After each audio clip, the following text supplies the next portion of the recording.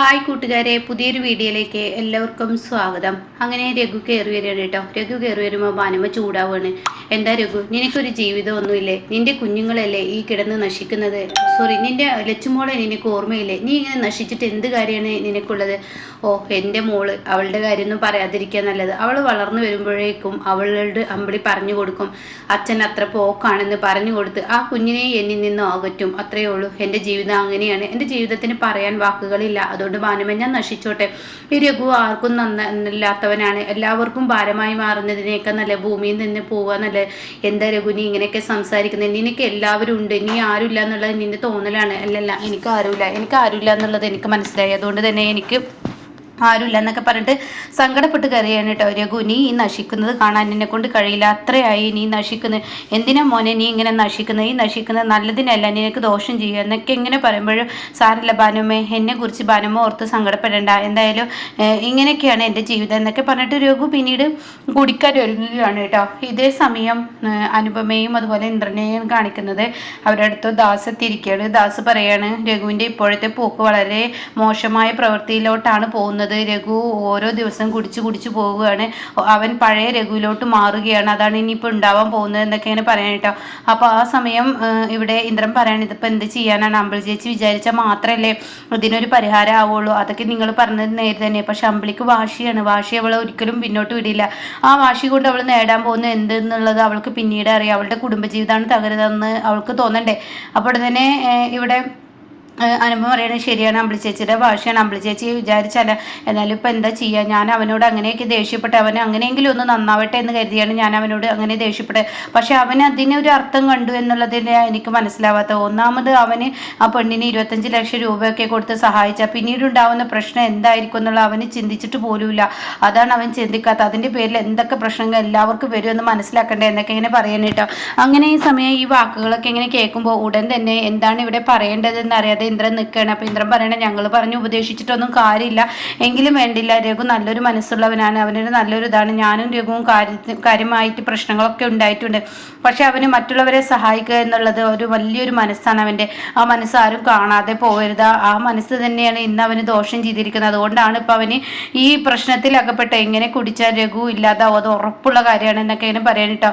അപ്പോൾ ഈ സമയം എന്തായാലും ഞങ്ങൾ വരാം, ഞങ്ങൾ രഘുവേട്ടനെ ഉപദേശിക്കാം. ഞങ്ങൾ ഉപദേശിച്ച് കാര്യമുണ്ടെന്ന് തോന്നുന്നില്ല, എങ്കിലും കൂടി വെറുതെ ഒരു വാക്ക് എന്ന് മാത്രം, ആ വാക്കൊന്ന് പറഞ്ഞു നോക്കാം എന്നൊക്കെ പറയാൻ കേട്ടോ.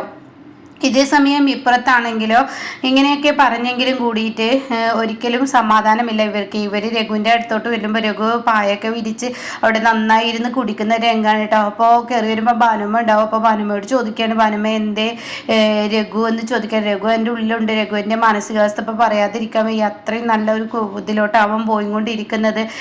എന്താ ചെയ്യുക? ഇതൊക്കെ ഒന്ന് ശരിയാവണ്ടേ? ഒന്നും ശരിയാവുന്ന ലക്ഷണവും കാണാനില്ല. ഇനി എന്താ ചെയ്യാന്ന് അറിയില്ല. രഘു നശിക്കുന്നത് കണ്ടു നിൽക്കാനും കഴിയില്ല. നല്ലൊരു മനസ്സുള്ളവനാണ്, നല്ലൊരു സ്നേഹിക്കുന്ന ഒരു പയ്യനാണ്. അവനൊക്കെ ഇങ്ങനെ നശിച്ചു കഴിഞ്ഞാൽ തീർച്ചയായും അവനെന്തെങ്കിലും സംഭവിക്കും. അപ്പോൾ ഇതിനിടയ്ക്ക് ഭാനുമ, നിങ്ങൾ എങ്ങോട്ടാണ് പോയത്? അമ്പിളിയെ കാണാനല്ലേ പോയത്? അതെ, ഞാൻ അങ്ങോട്ടേക്കാണ് പോയതെന്ന് രഘു ചോദിക്കുന്നുണ്ട് കേട്ടോ. അത് ഫസ്റ്റിലാട്ടോ, ഞാൻ വിട്ടുപോയതാണ്. അങ്ങനെ രഘുവിനോട് ചോദിക്കുന്നുണ്ട്. അപ്പോൾ രഘുവിനോട് പറയണേ, ഞാൻ അമ്പിളിയെ കാണാൻ തന്നെ പോയത്. രഘു, നിന്റെ വീട്ടിലോട്ട് ചെല്ല, നിന്റെ ഭാര്യക്കും നിന്റെ മക്കൾക്കും നിന്നെ വേണം, നിന്റെ മകൾക്കും നിന്നെ വേണം എന്ന് അവൾ പറഞ്ഞു. അവൾ ഒരിക്കലും പറയില്ല. അവൾക്ക് ഒരിക്കലും എന്നെ ഇഷ്ടവുമില്ല, അതെനിക്ക് നന്നായി അറിയാം. അതുകൊണ്ട് വെറുതെ ഭാനുമ എന്തിനാ വെറുതെ ഓരോന്ന് സംസാരിച്ച് നേരം കളയുന്നത്? ഞാൻ അങ്ങോട്ടേക്ക് പോയാൽ എന്നെ അമ്പിളി സ്വീകരിക്കുന്ന ഭാനുമക്ക് തോന്നുന്നുണ്ടോ? അത് കേൾക്കുന്ന ഭാനുമ ഒന്ന് മൗനമാവുന്നുണ്ട് കേട്ടോ. അങ്ങനെ ഈ കാര്യങ്ങളൊക്കെ പറയുന്നുണ്ട് ഇവിടെ അനുപമയോട്. അപ്പം അനുപമ പറയണ, അമ്പിളി ചേച്ചിയുടെ വാശിയാണ് അമ്പിളി ചേച്ചിക്ക് വലുത്. എന്തായാലും രഘുവേട്ടനെ ഞങ്ങളൊന്ന് കാണട്ടെ. ഉപദേശിച്ചിട്ടും കാര്യമൊന്നും ഉണ്ടാവില്ല. രഘുവേട്ടന് ഞങ്ങളുടെ ഉപദേശം സ്വീകരിക്കാൻ തയ്യാറും ആവില്ല. എങ്കിലും കൂടി പറഞ്ഞു നോക്കാം എന്ന് മാത്രമേ ഉള്ളൂ. ഞങ്ങൾ പറഞ്ഞു നോക്കട്ടെ എന്നൊക്കെ പറഞ്ഞിട്ട് പോവുകയാണ് കേട്ടോ. അങ്ങനെ ഈ സമയം ഈ ഒരു വാക്കുകൾ കേൾക്കുമ്പോൾ ഉടൻ തന്നെ രഘു ഇനി എന്താ ചെയ്യേണ്ടതെന്നറിയാതെ രഘു ഇങ്ങനെ കുടിക്കുകയാണ്. അപ്പോൾ ഈ സമയം രഘു, നീ എന്താ ഈ ചെയ്യുന്നതെന്ന് ഇന്ദ്രൻ ചോദിക്കുകയാണ്. എന്താ, എനിക്കെല്ലാം നഷ്ടപ്പെട്ടു, എനിക്ക് ആരുമില്ലാത്തവനിക്ക് ഇനി ഇപ്പോൾ എന്തിനാ ഭൂമിയിൽ നിൽക്കേണ്ട ആവശ്യം? ഞാൻ വേഗം മരിച്ചാൽ മതി, അത്രേ എനിക്ക് ആവശ്യമുള്ളൂ. ആർക്കും ഒരു ഭാരമാകാൻ ഇനി ഞാൻ താല്പര്യമില്ല. രഘു, നീ എന്തായി പറയുന്നത്? നിനക്ക് ആരുമില്ലെങ്കിൽ ഞങ്ങളൊക്കെ ഇവിടേക്ക് വരുമോ? ഞങ്ങളൊക്കെ നിന്നെ കാണാൻ വന്നത് എന്തിനാണ്? നീ ഇങ്ങനെ കുടിച്ച് നശിക്കുന്നത് കാണുമ്പോൾ ഞങ്ങൾക്ക് സങ്കടം വരികയാണ്. അതുകൊണ്ട് രഘു, നീ ഇത് നിർത്തണം. കുടിയൊരു പരിഹാരമല്ല. ഞാനും കുടിക്കുന്നവനാണ്. പക്ഷേ നമുക്ക് വിഷമം വരുമ്പോൾ കുടിക്കേണ്ട ഇന്ദ്ര. വിഷമങ്ങൾ മനസ്സിന് പേറാൻ കഴിയുന്നില്ല. അത് മറക്കാനും അത് മറവിയാവോ എന്ന് നമ്മൾ അനുഭവം ചോദിക്കുകയാണ്. അതൊരു മറവിയാണോ? എന്താ രഘുവേട്ടൻ ഈ പറയുന്നത്? ഇതേ രഘുവേട്ടൻ ഇങ്ങനെ നശിക്കാൻ പാടില്ല, രഘുവേട്ടൻ പഴയ രഘുവേട്ടനാവാൻ പാടില്ല, രഘുവേട്ടൻ ഇപ്പം എല്ലാം കണ്ടിട്ടും എന്താ കാട്ടുന്നത് എന്നൊക്കെ ചോദിക്കുകയാണ്. അപ്പോൾ രഘു പറയണേ, എനിക്ക് എന്താ ഉള്ളത്? എനിക്കൊന്നുമില്ല, എനിക്കെല്ലാം നഷ്ടപ്പെട്ടു. ആരാ ഉള്ളത്? എന്നെ ഓർത്ത് ദുഃഖിക്കുന്ന ആരാ ഉള്ളത് എന്നൊക്കെ ചോദിക്കാനായിട്ട് ആ സമയം കാണാം. ഉടൻ തന്നെ രഘു ഇങ്ങനെ വീണ്ടും മദ്യക്കുപ്പി എടുക്കുന്നത് കാണുന്നതിനോട് കൂടി അമ്പിളിക്ക് അങ്ങ് ദേഷ്യം ഈ അനുപമക്ക് അങ്ങ് ദേഷ്യം പിടിക്കുകയാണ്. അപ്പോൾ അനുപമ പറയണേ, ഇതേ രഘുവേട്ട എൻ്റെ വീട്ടിലിരുന്ന് ഇങ്ങനെ കുടിക്കാൻ ഞാൻ അനുവദിക്കില്ല എന്ന് പറഞ്ഞിട്ടോ. അത് കേൾക്കുന്ന രഘുന്, ഓ അപ്പോൾ എനിക്ക് മനസ്സിലായി, നിൻ്റെ വീട് എന്ന് പറഞ്ഞിട്ട് നീ എന്നെ ഇട്ട് ഇങ്ങനെ ഇതാക്കുകയാണല്ലേ, എനിക്ക് മനസ്സിലായി. ഓ എനിക്ക് മനസ്സിലായി അനു, ഞാൻ ഈ വീട്ടിലുണ്ടാവില്ല, അത് മതിയില്ലേ എന്നൊക്കെ ഇങ്ങനെ പറഞ്ഞു. രഘു അവിടെ ബോധം കെട്ട് കിടക്കുമ്പോൾ ഇവർ രണ്ടാളും ഇപ്പോൾ എന്താ ചെയ്യുക എന്നുള്ള ആ ഒരു ടെൻഷനിലായിട്ടോ.